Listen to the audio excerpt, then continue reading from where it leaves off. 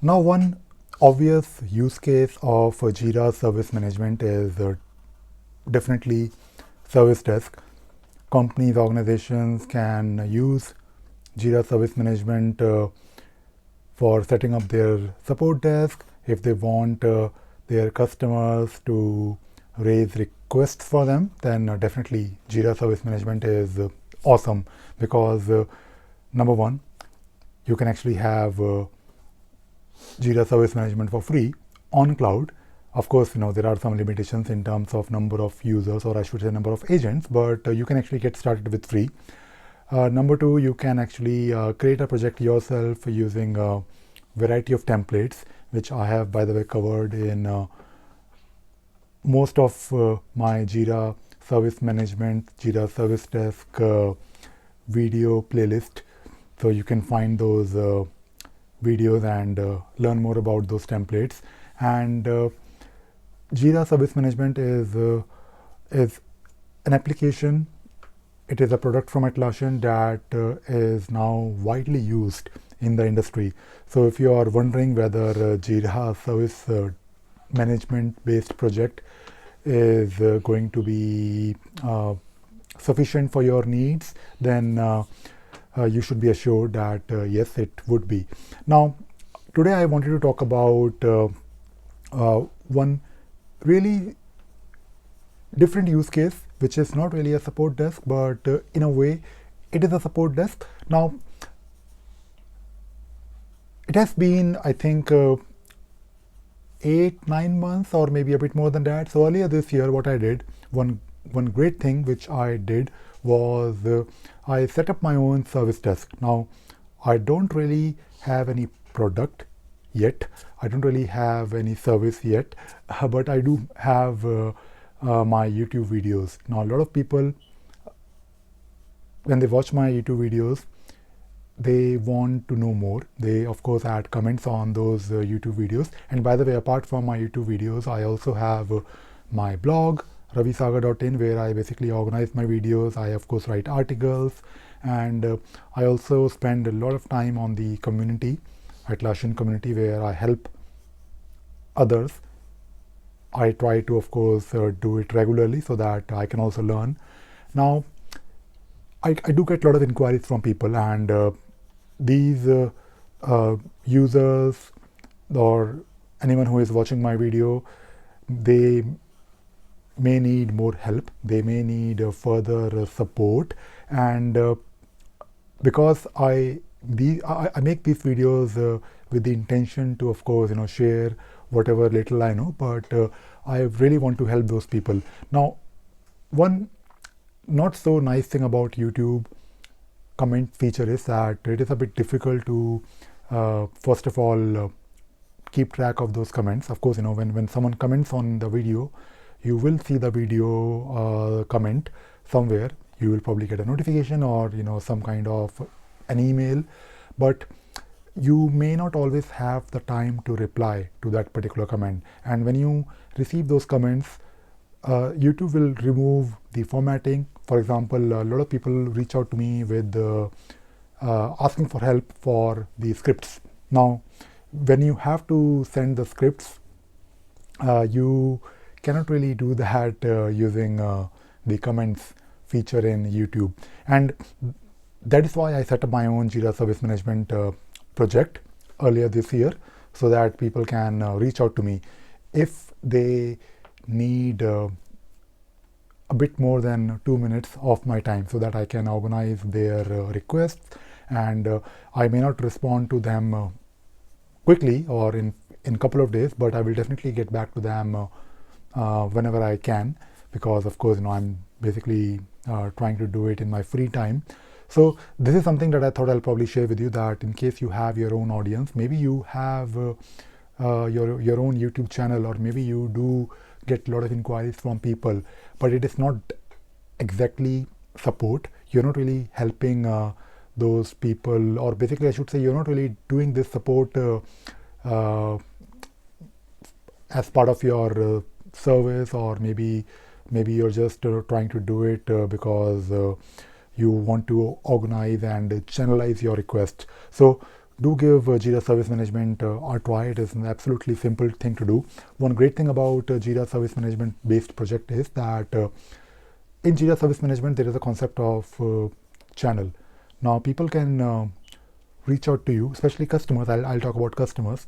Now customers can raise a ticket for you using the portal, and you can configure your Jira Service Management portal so that your customers need not they might not need to create an account.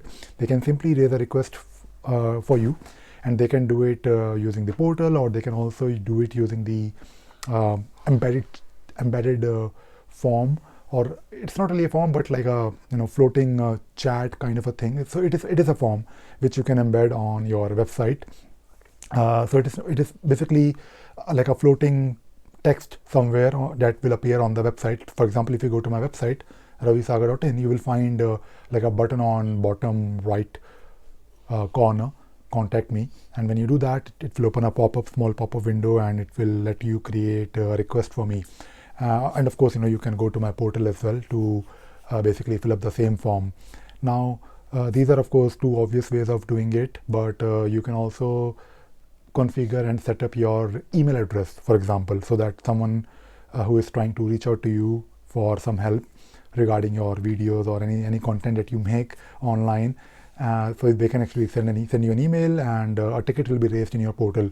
Now there are different advantages, or I'll probably talk about a couple of those advantages when you have a service management based project, or basically a service desk, instead of having just an email, because emails are not easy to track. For example, if you receive let us say 50 emails every day, and it can happen because a lot of us receive a lot of spam, so emails are usually lost, and there is no unique identifier in the email, because that is something that you may want to do. Maybe you want to keep track of those requests, but at the same time maybe you want to report on them. Maybe you want to know how many tickets were received for, let us say in my case, service desk videos, or maybe people are just sending me lot of requests for REST API or automation, or maybe advanced roadmaps. So I may want to generate some kind of reports. So when you have a proper system, a service desk, then you can do these wonderful things, and that is where using Jira Service Management is a perfect way to set up your service desk, so that you can handle your not so support kind of requests as well. Of course, no, I'm just talking about something that I did for myself, but great thing is that, let us say if I start providing some services, or maybe I have my own product and I'm maybe selling something, and I really want people to raise a ticket for me, and in those cases I will definitely have an SLA, so that there is some kind of service level agreement that if you want to raise a ticket for me, if you have purchased some of my product, or if you are maybe using one of my service, then raise a ticket for me, and I will get back to you, maybe based on, of course, the type of customer. I will probably get back to you in 4 hours or 4 days, whatever. So if you're using a system from the beginning, then it will actually enable you to convert that system, or basically extend the features of your service desk for doing a proper support or a product support for your customers. So my service desk right now is, of course, for everyone. You can raise a ticket for me, and your ticket will come to my queue. So I do have a queue that I try to open once or twice in a day, because I do have limited availability, but now I have a proper way of monitoring those tickets. Now I have a proper way to respond to my my audience, or people who are trying to reach out to me. So this is something that I always try to encourage to everyone. If you are following my content, or if you think you also need a bit of my help and support in maybe solving your own problems for free, of course, I'm more than happy to help you. But if you add a comment on YouTube, then it is a bit difficult for me to track. So do raise a ticket for me. Go to ravisagar.in/support, and or maybe just go to my website ravisagar.in, and you will find ways to reach out to me.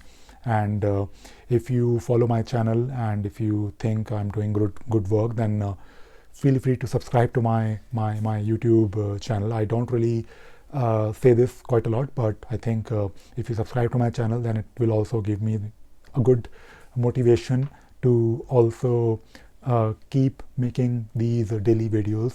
I'm of course making these daily videos by spending of course 15-20 minutes or maybe half an hour. So I do that every day, but I would also like to know from you that if you want me to cover a specific area. Ever since I started my own service desk, I can see very clearly that 70% of my tickets or people who reach out to me, they need help with scripting. So that is definitely a clear indication for me that I need to focus more on scripting. And because my channel is all about automation, integration, and I want to focus on script runner definitely. And of course various ways of customizing Jira, and my intention is to basically share my experience with all of you so that you can also learn how you can use Atlassian tools in the best possible way. So if you raise a ticket for me, then it will definitely give me a very good idea and a proper way of responding to you. And if you also subscribe to my channel, then it will also give me good motivation. So feel free to subscribe to my channel, and if you want to follow me on LinkedIn, I am also on LinkedIn. You will find the links in the description. And now I'm trying to focus a bit more on my YouTube channels. That is my plan, and that is why I'm also making this video to tell you guys that feel free to raise a ticket for me. I'll try to look at your tickets and respond. And that is all I wanted to talk about in this video. I hope you enjoyed watching this video and you hopefully learned something new today. Thank you very much.